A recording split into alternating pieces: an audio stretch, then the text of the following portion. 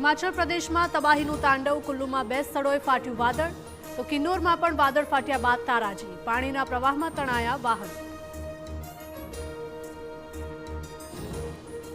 રાજધાની દિલ્હી એનસીઆરમાં વહેલી સવારથી ધોધમાર વરસાદ, અનેક વિસ્તારોમાં પાણી ભરાતા લોકોને હાલાકી, ગુરુગ્રામમાં પણ જળબંબાકારની સ્થિતિ.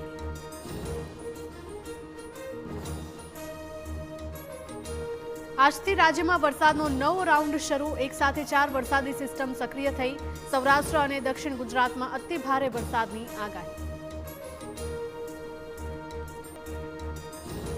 રાજકોટમાં આજથી સૌરાષ્ટ્રના સૌથી મોટા જન્માષ્ટમીના મેળાનો પ્રારંભ, 5 દિવસ સુધી લાખો લોકો માણશે મેળાની મોજ, ભીડને નિયંત્રિત કરવા તંત્રનું ખાસ આયોજન.